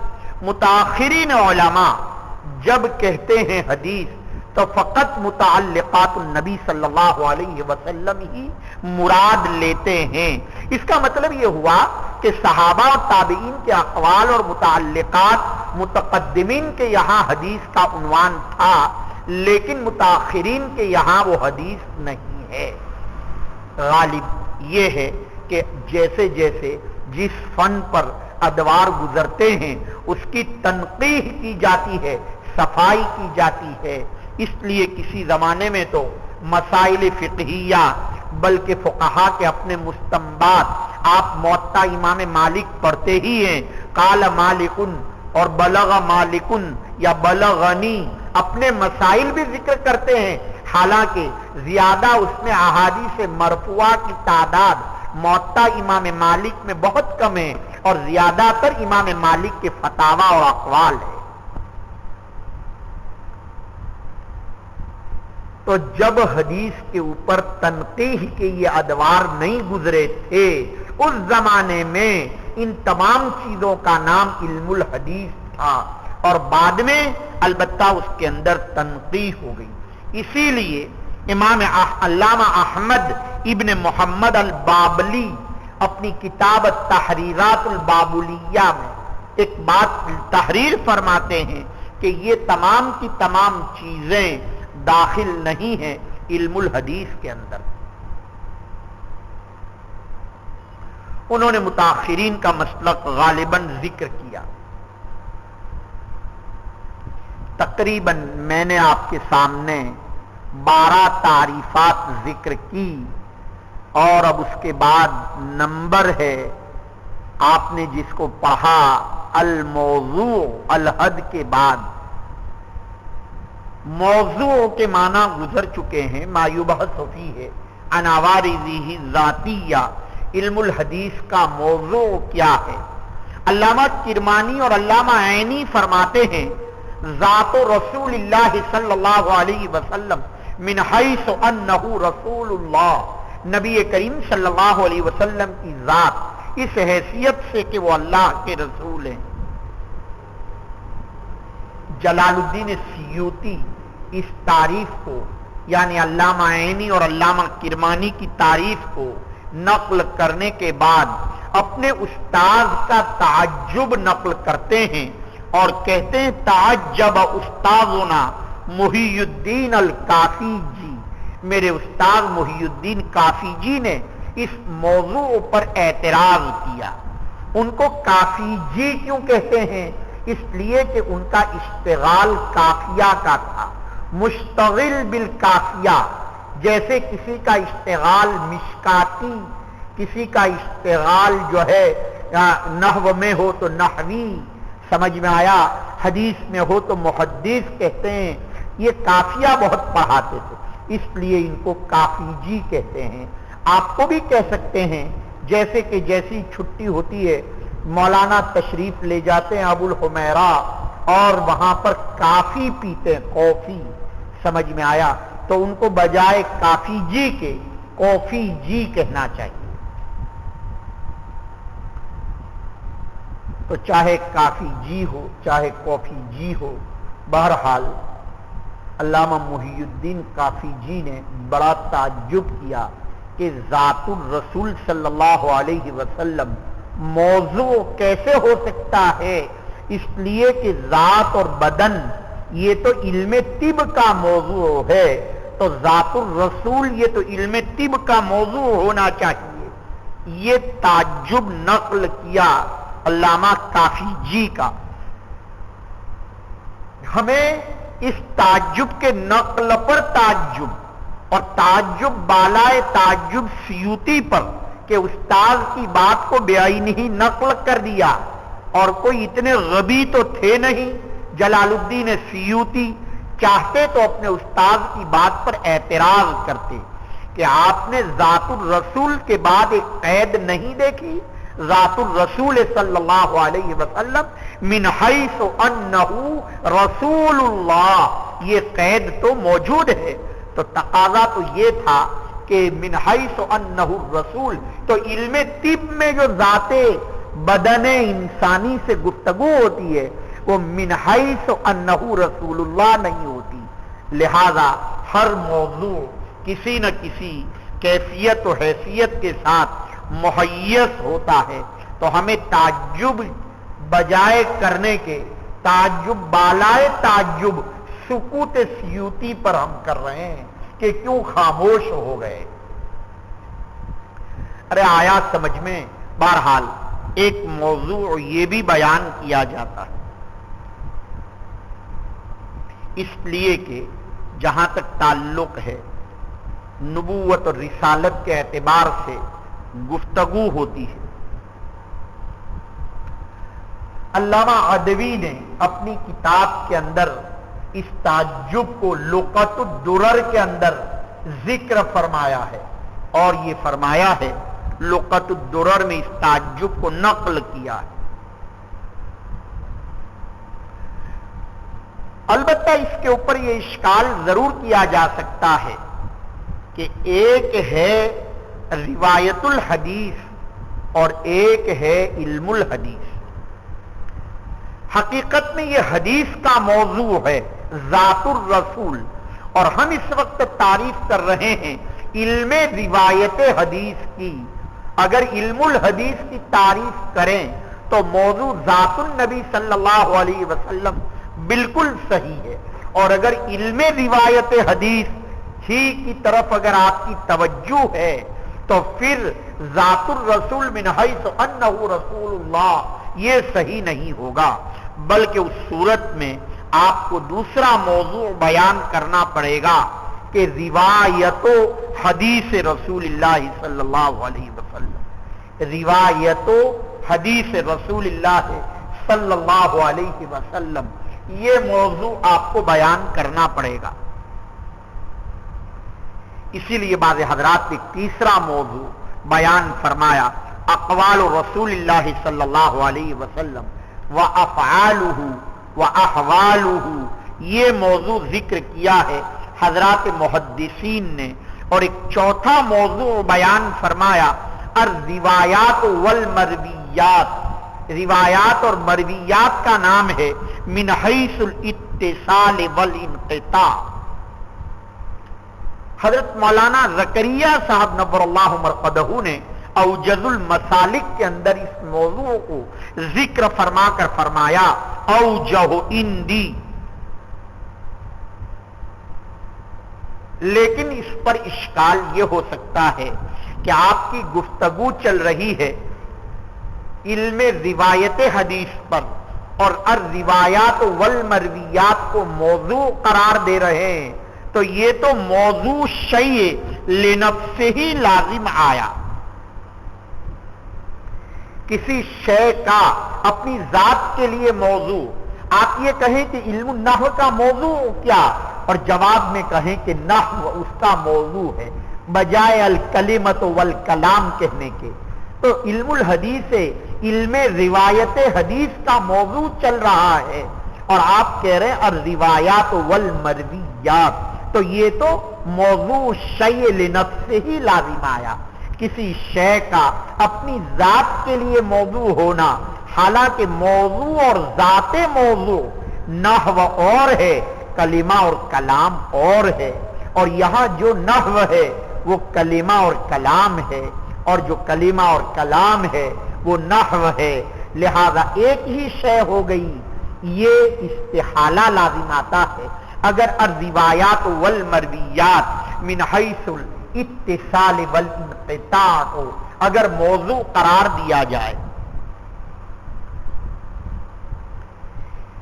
اسی لیے بعض حضرات یہ فرماتے ہیں الروایات والمرویات من حیث الاتصال والانقطاع، یہ موضوع حقیقت میں علم درایت حدیث کا تو ہو سکتا ہے، لیکن علم روایت حدیث کا موضوع نہیں ہے، اس لیے کہ یہاں جو قید لگائی آپ نے الروایات والمرویات من حیث الاتصال والانقطاع، تو روایت اور مروی کا متصل اور منقطع ہونا یہ تو اصول حدیث میں بیان کیا جاتا ہے۔ ارے کچھ سمجھ میں آیا؟ بہرحال صحیح یہی ہے کہ ذات رسول اللہ صلی اللہ علیہ وسلم من حیث انہ رسول اللہ، زیادہ اشکال یہ ہو سکتا ہے کہ اگر یہ موضوع قرار دیا جائے تو صحابہ اور تابعین کے اقوال اس میں شامل نہیں ہوں گے۔ اس کا جواب یہ کہ صحابہ اور تابعین کے بھی شامل ہو جائیں گے، لیکن ضمناً شامل ہو جائیں گے۔ تعریف کے بارے میں 12 اقوال، موضوع کے بارے میں 4 اقوال ہم نے ذکر کیے۔ اس کے بعد اب نمبر ہے غرض کا۔ غرض محرک الفعل، غایت نتیجت الفعل کو کہتے ہیں۔ سب سے پہلی غرض جو علماء نے بیان کی، جو حقیقت میں مشکات المصابیح میں اما بعد کے بعد جو عبارت علامہ ولی الدین خطیب تبریزی کی جو عبارت ہے، اس عبارت سے اس کا اقتباس کیا جا سکتا ہے۔ پہلی غرض معرفت و کیفیت اقتداء نبی صلی اللہ علیہ وسلم، نبی کریم صلی اللہ علیہ وسلم کی اقتداء کی کیفیت پہچاننا، چونکہ آپ اتباع کرنا چاہتے ہیں نبی کریم صلی اللہ علیہ وسلم کا، اور آپ کا اتباع اس وقت تک نہیں ہوگا جب تک کہ آپ حدیث نہیں پڑھیں گے، تو تو معرفت و کیفیت اقتدائی نبی صلی اللہ علیہ وسلم.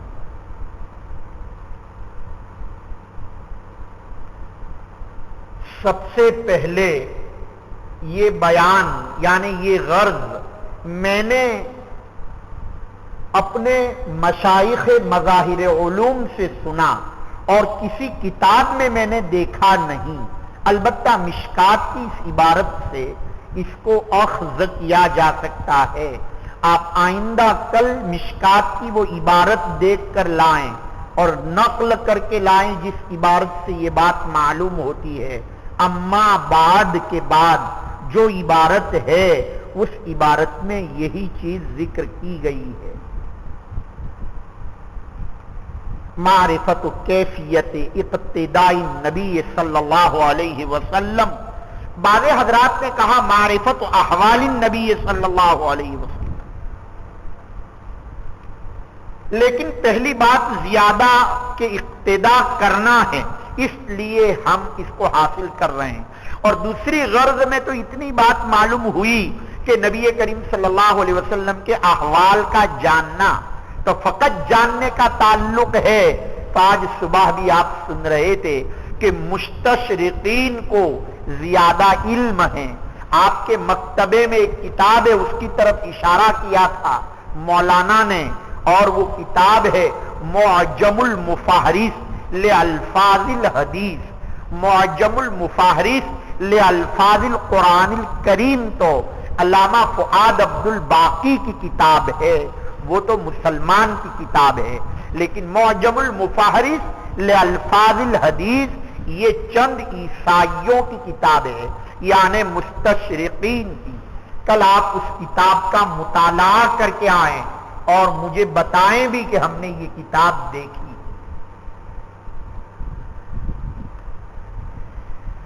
تیسری غرض تحصیل الفضائل والدعاء. ان نبی صلی اللہ علیہ وسلم المروی علی تعلیمہ و تعلمہ.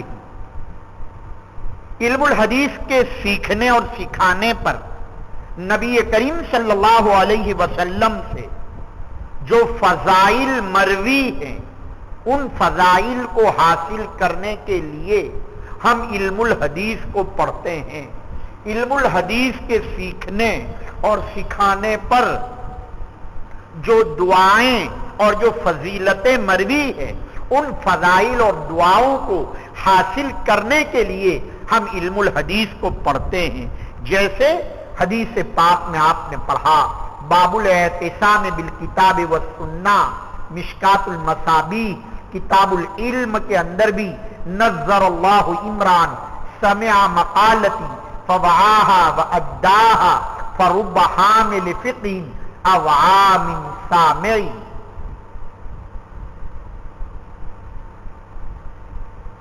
آپ کے یہاں تو بہت ساری حدیثیں وہاں سے آپ پڑھتے چلے جائیں تو لکھی ہوئی موجود ہے.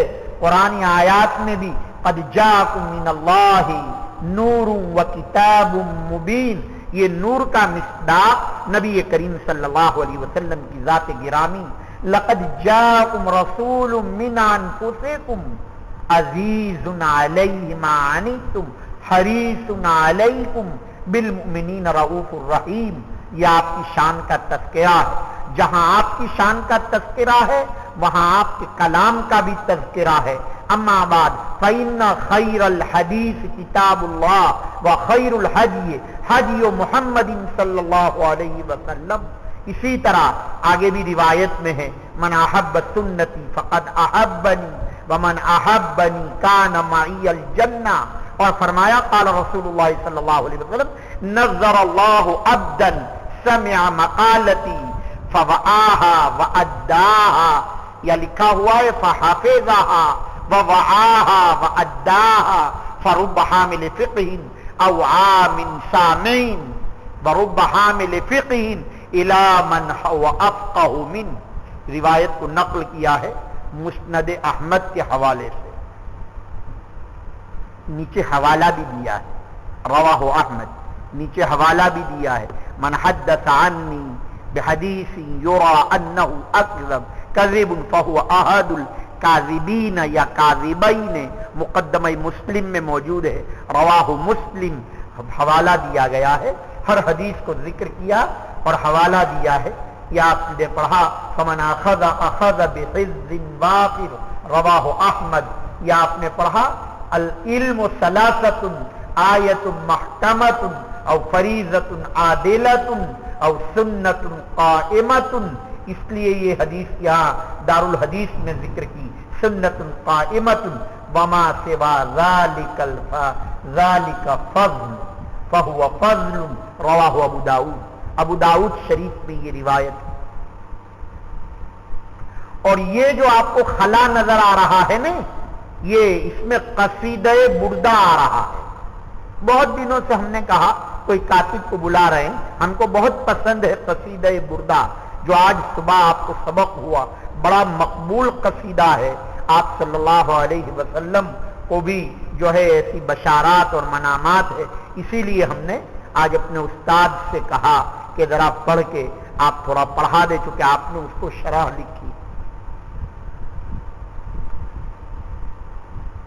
عرض یہ کیا جا رہا ہے، اصل میں یہ باتیں مہمانان گرامی سے کہ محنت کیجئے، وہ تو روزانہ ہی یہاں تقریر ہوتی، کوئی دن خالی جاتا ہی نہیں، اساتذہ سے بھی گفتگو ہوتی، انفرادی بھی ہوتی ہے، اجتماعی بھی ہوتی، طریقہ تعلیم پر گفتگو ہوتی، مہینے کے اختتام پر گفتگو ہوتی ہے، سمجھ میں آیا؟ لیکن ایک باہر کا مہمان، ہم لوگوں کی ایک عادت پڑ گئی ہے، کوئی بات کہتا ہے تو پھر وہ ذرا اور مؤثر ہوتی۔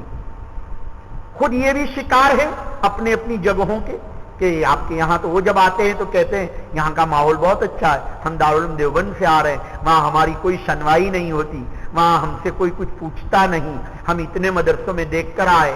مولانا اندر شاہ کشمیری آئے تو کہا میں 48 سال سے امتحان لے رہا ہوں، لیکن ایسی تعلیم میں نے کبھی نہیں دیکھی۔ وہ سب لوگ بھی اپنا رونا رو رہے ہیں، میں تو نہیں روتا ہوں، میں تو الحمدللہ جب بھی یہ حضرات آتے ہیں تو کہتا ہوں مجھے ایسے طلباء ملے ہیں، مجھے ایسے اساتذہ ملے ہیں، مجھے ایسے مدرسین ملے ہیں، میرے طلباء میں تعنت نہیں ہے، میرے طلباء جو ہے ان میں ماننے کا جذبہ ہے، وہ شوق سے پڑھتے ہیں، ان کے سامنے یہی کہتا ہوں۔ میں شکایت آپ کی کبھی نہیں کرتا، ہاں آپ کے سامنے آپ کی شکایت کرتا ہوں تاکہ آپ کی ٹوپی نہ گر جائے، نہیں سمجھ میں تکبر پیدا نہ ہو جائے، اس وجہ سے رگڑائی ہوتی، اس کو رگڑائی کیا سمجھ میں آیا؟ مہندی جو رنگ لاتی ہے نا پتھر پہ گھسنے کے بعد ہی، تو رگڑائی بہت ضروری، ورنہ آپ اسی پر قناعت کر لیں کہ ہاں ہم بہت محنت کر رہے ہیں۔ یہ الگ بات ہے کہ ہم اس سے بھی زیادہ محنت اور بھی زیادہ آپ کا اسٹینڈرڈ اور معیار دیکھنا چاہتے ہیں، سمجھ میں آیا؟ اس کی وجہ ہے کہ آپ کے لیے بہت اسباب ہے، بہت سہولتیں، کس چیز کی کمی ہے آپ بتائیے؟ کوئی کتاب لے آیا اور کتاب پڑھائی، فوراً کتابیں تقسیم کر، اور میں نے کہا یہ مصنف کی طرف سے، حالانکہ ان کو میں نے پیسے دیے، سمجھ میں آیا؟ یہ جو لوگ تقسیم کرتے ہیں تو کہیں یہ نہ سمجھنا ان کو میں پیسے دیتا ہوں، اور ایک نیا پیسہ اس میں نہیں ہوتا، یہ جو محاضرات ہوتے ہیں اور لوگ بھی اتنی جلدی قبول کر لیتے ہیں، اس میں بھی بڑی لمبی لمبی رقمیں دینی پڑتی، سمجھ میں آیا؟ 15-15 20-20 ہزار روپے جب جا کے اس کام کو کیا جاتا ہے، اس لیے کوئی مشکل نہیں، جب کروڑوں روپے آپ بلڈنگ پہ خرچ کر رہے ہیں، اگر آپ اپنی تعلیم کے استحکام کے لیے اس طرح قبول کریں، سمجھ میں آیا؟ آپ اس طرح ایثار کریں تو کوئی ایسی بات نہیں ہے۔ جب سب چیزوں کے لیے اچھا قالین، یہ فقط قالین جو آپ کا بچھا ہے یہ 2 لاکھ روپے کا ہے، یہ قالین آپ کا، سمجھ میں آیا؟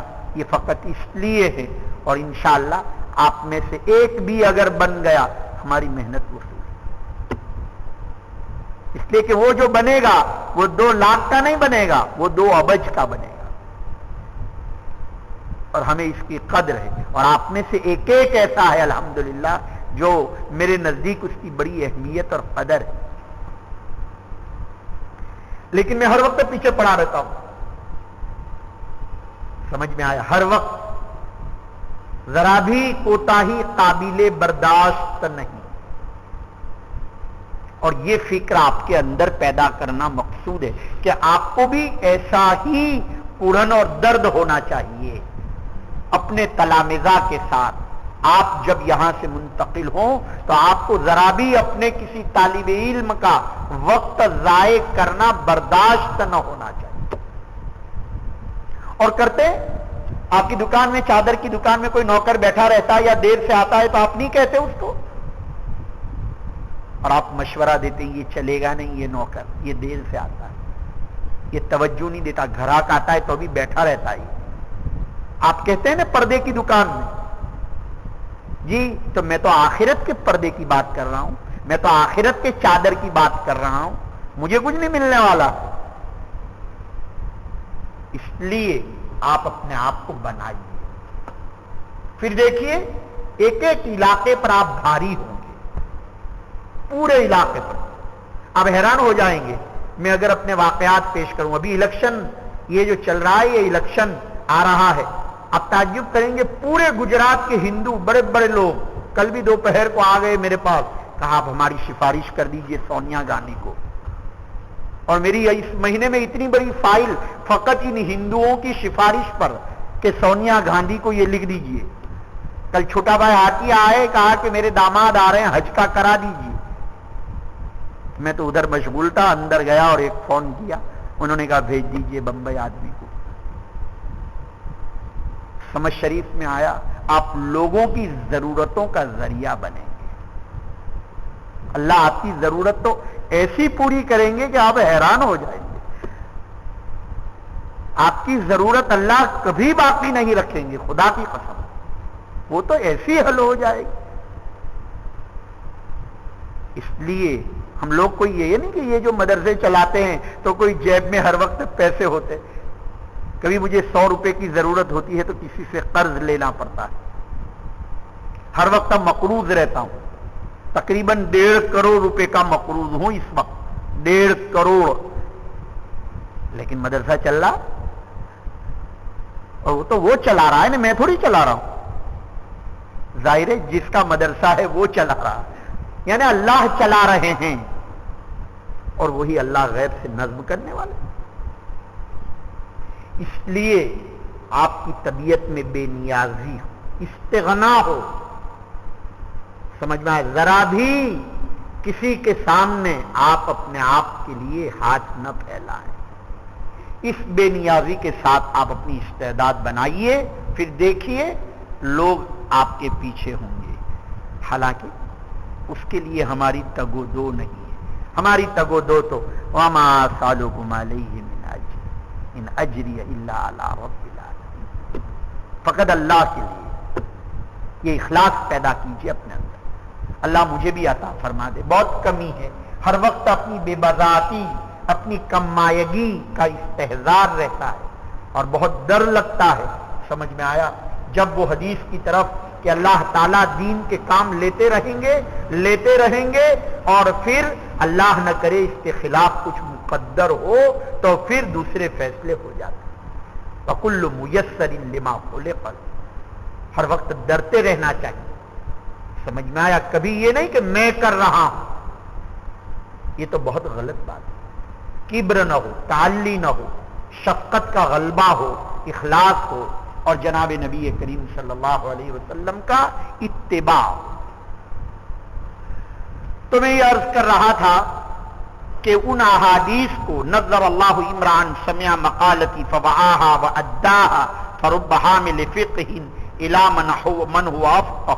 ترمذی شریف میں یہ روایت جلد اول میں صفحہ 90 کے اوپر یہ روایت جلد ثانی میں موجود ہے. باب ما جاء فی الحث علی تبلیغ السماع. ابو داؤد شریف میں بھی یہ روایت کتاب العلم میں باب فضل نشر العلم میں. دارمی نے بھی اس روایت کی تخریج فرمائی ہے ابو درداء رضی اللہ تعالیٰ عنہ سے. یہ روایت میں کیا کہا؟ اللہ تعالیٰ سرسبز و شاداب رکھے اس شخص کو جس نے میری بات کو سنا اور اس کے بعد ان لوگوں تک پہنچایا. ممکن ہے جن کو پہنچایا وہ زیادہ سمجھدار ہو. لیے یاد رہے، ایک ہے افضل اور ایک ہے اکمل. صحابہ سے زیادہ افضل کوئی نہیں، لیکن صحابہ کے علاوہ کوئی اکمل تو ہو سکتا ہے. مثال کے طور پر حدیثیں بہت یاد ہے، صحبت حاصل کی ہے آپ صلی اللہ علیہ وسلم کی، لیکن جب وہ حدیثیں پہنچی کہاں تک؟ ائمہ مجتہدین تک. آپ ہوتے تو نام لیتے فقط امام ابو حنیفہ کا، میں نے کہا ائمہ مجتہدین تک. تو ائمہ مجتہدین اکمل تو ہو سکتے ہیں لیکن افضل نہیں ہو سکتے. کیوں اکمل ہو سکتے ہیں؟ یعنی زیادہ کمال علمی ہو، سمجھدار ہو. خدا آپ صلی اللہ علیہ وسلم نے فرمایا فَرُبَّ حَامِلِ فِقْهٍ أَوْ عَامٍ سَامِعٍ، مجھ سے جس نے سنا اس سے زیادہ وہ آدمی سمجھدار ہو سکتا ہے جن تک یہ حدیث پہنچی. تو ائمہ مجتہدین تابعین میں سے ہے نا، تو افضل تو صحابہ ہے. صحابہ کے درجے کو کوئی نہیں پہنچ سکتا، لیکن جہاں تک کمالات کا تعلق ہے، کمال کے بعد میں کوئی آدمی غیر صحابی بھی بڑھ سکتا ہے. مجھے عرض یہ کرنا ہے کہ یہ حدیث کی فضیلت ہمیں بھی حاصل کرنا ہے، اس لیے ہم علم الحدیث کو پڑھائیں. علم الحدیث کے پڑھنے کی ایک وجہ وہ روایت بھی ہے، نبی کریم صلی اللہ علیہ وسلم نے فرمایا ان اول الناس یوم القیامت اکثرهم علی صلاۃ، لوگوں میں سب سے زیادہ قریب قیامت کے دن وہ ہوگا جو ان میں سب سے زیادہ میرے اوپر درود شریف پڑھنے والا ہوگا. اس روایت کو امام ابن حبان نے اپنی کتاب صحیح میں بیان کیا اور فرمایا پوری جماعت اور افراد امت میں سب سے زیادہ درود شریف پڑھنے والے فقط اور فقط طلباء علوم نبوت. اس لیے کہ صبح سے شام تک جب وہ حدیث پڑھتے ہیں اور قال قال رسول اللہ صلی اللہ علیہ وسلم صلی اللہ علیہ وسلم، تو گویا آپ نے کہا ان اول الناس یوم القیامت اکثرهم علی صلاۃ، قیامت میں سب سے زیادہ قریب وہ لوگ ہوں گے جو کہ زیادہ درود پڑھنے والے ہوں گے. گویا ہم اس کے مصداق اللہ ہمیں بنا دے. تو ان فضائل کو حاصل کرنے کے لیے چاہے وہ نظر اللہ عمران سمع مقالتی ہو، پھر یہ نظر اللہ کا ترجمہ کیا کریں گے؟ دو طرح ترجمے ہو سکتے ہیں. نظر ماضی کا صیغہ ہے، تنظیر باب تفعیل سے، تو جملہ خبریہ کا ترجمہ بھی کیا جا سکتا ہے. اور آپ معلوم ہے کہ مقام دعا میں ماضی جو ہے وہ انشاء کے حکم میں ہے. اگر جملہ انشائیہ کا ترجمہ کرنا ہے تو آپ اس طرح کہیں گے اللہ سرسبز و شاداب کرے ان لوگوں کو جو میری بات سن کر لوگوں کو پہنچائے، یا یہ کہ اللہ نے سرسبز و شاداب کیا جنہوں نے میری بات کو پہنچایا.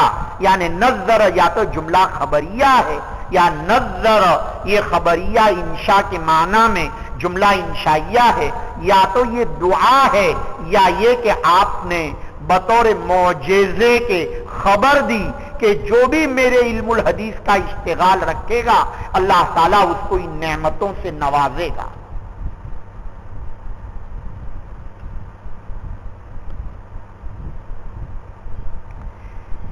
اس پر یہ اشکال نہ کیا جائے کہ آج ہم دیکھتے ہیں مولوی بہت غریب ہے، حالانکہ اس نے اللہ کے رسول صلی اللہ علیہ وسلم کی بات کو سنا اور سننے کے بعد پہنچانے کے لیے درسگاہ میں بیٹھا. آپ کا پہلے تو مجھے اشکال ہی تسلیم نہیں، آپ کے نزدیک غریب اور مالدار کی تعریف ہی غلط ہے. آپ نے کیسے اس مولوی کو غریب کہا جس کے پاس ایمان ہے، علم ہے، قرآن مجید ہے، دینداری ہے، نماز کی پابندی ہے، اور اللہ پاک نے اس کو پڑھانے کے مواقع عطا فرمائے، نشر و اشاعت دین کے لیے اللہ نے قبول کیا. اب اگر اس کے پاس کار نہیں ہے، سائیکل نہیں ہے، کچا مکان ہے، آپ اس کو غریب کیوں کہہ رہے ہیں؟ یہ تو آپ کی اپنی کج فہمی ہے کہ آپ نے اس کو پریشان حال یا غریب سمجھا۔ ممکن ہے اس کو اسی نعمت میں وہ سکون مل رہا ہو جو کار اور بنگلے والوں کو نہ مل رہا ہو۔ ایک جواب۔ دوسرا جواب یہ ہے کہ اگر مان بھی لیا جائے تو نظارت کی دو قسمیں ہیں، ایک ہے نظارت جسمانی اور ایک ہے نظارت قلبی، ایک ہے نظارت ظاہری اور ایک ہے نظارت باطنی۔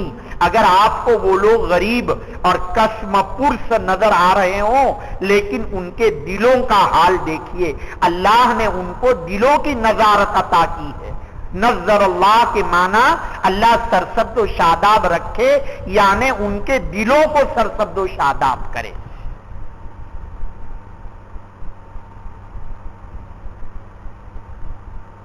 لیکن ان تمام مواقع میں میری وہ بات تو آپ ہمیشہ یاد رکھنا کہ اس سے مراد یہ ظاہری مولوی نہیں جو نصاب پڑھتا ہے۔ اگر کوئی دعوت و تبلیغ میں گیا اور فضائل کی کتاب پڑھی اور وہ دوسروں کو پڑھاتا ہے، اگرچہ وہ بیچارہ رسمی عالم نہیں ہے، امیر جماعت ہے حلقے کا، سمجھ میں آیا؟ اس کے یہاں بھی آپ دیکھیں گے بڑی نظارت نظر آتی ہے۔ وہ کیوں؟ اس لیے کہ وہ اس مفہوم میں عالم ہے۔ اس کو بہت تنگ نہ کر دیجئے کہ آپ یہ سمجھے کہ نظر اللہ و عمران کے معنی جو مشکات اور بخاری پڑھے، ورنہ بہت سے مشکات اور بخاری پڑھنے والوں میں نہ نظارت ظاہری ہے اور نہ نظارت باطنی، اس لیے کہ ان کے دلوں میں خود اس کی قدر نہیں، تو محروم ہو گئے۔ اس لیے یہ تو کلیہ ہمیشہ یاد رکھنا کہ اس کی مراد یہ نہیں ہے کہ جس نے رسمی علم حاصل کیا ہو، رسمی سند حاصل کی ہو، ورنہ مولویوں کے جن کے پاس سندیں ہیں ان کے حالات ایسے کہ آپ سن نہیں سکتے۔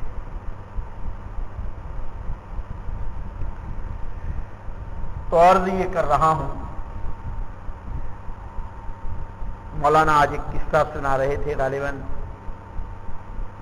ہاں وہیں تو کہا تھا، آپ کی تقریر میں ہی تو کہا تھا کہ حج میں ہم لوگ تور کے اندر گئے تھے، اتفاق سے کدو کوئی کڑوا آ گیا اور تور والے نے وہ دال بنائی تھی اور اتفاق سے وہ دال کڑوی تھی، سمجھنا۔ تو سب سے زیادہ شور اس تور میں جو مولوی لوگ تھے وہ معافی مانگ رہا تھا تور والا کہ مجھے تو معلوم نہیں تھا، اور کوئی بھی آدمی قصدن تھوڑی کڑوی دال بنائے گا، اور اس کو تو اپنے کسٹمر کو خوش رکھنا ہے، ان کو کیوں کڑوی دال کھلائے گا؟ لیکن اس کو معلوم نہیں تھا کہ دودھی کڑوی ہے تو پوری دال، کہتے سب سے زیادہ شور مولویوں نے مچایا، اور وہ بھی حرم میں۔ یہ حال ہے۔ اس لیے بہت ضروری ہے اللہ کی معرفت، اللہ کی خشیت، اخلاص اور مزاج نبوت سے بہت قریب ہونے کی ضرورت ہے۔ مزاج نبوت، منشأ نبوت، یعنی نبی کریم صلی اللہ علیہ وسلم کیا چاہ رہے ہیں۔ جب تک مزاج نبوت سے توافق نہیں ہوگا آپ کے اشکالات ختم نہیں ہوں۔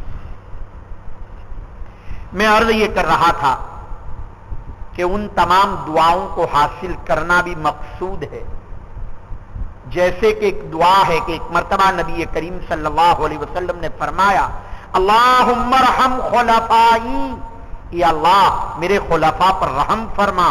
صحابہ فرمانے لگے من خلفاؤک یا رسول اللہ، اللہ کے رسول آپ کے خلیفہ کون ہیں؟ فرمایا الذین یرون احادیثہم ویعلمونہا للناس، وہ لوگ جو میری حدیث کی روایت کرتے ہیں اور لوگوں کو سکھاتے ہیں۔ یہیں سے معلوم ہوا کہ محدثین کی جماعت جو ہیں وہ خلفاء ہیں سید الکونین صلی اللہ علیہ وسلم کی، اس لیے کہ خلیفہ بھی مسلمانوں کا خیرخواہ ہوتا ہے اور محدث بھی کیا ہوتا ہے؟ مسلمانوں کا خیرخواہ، کہ لوگوں تک حدیث کو پہنچائیں۔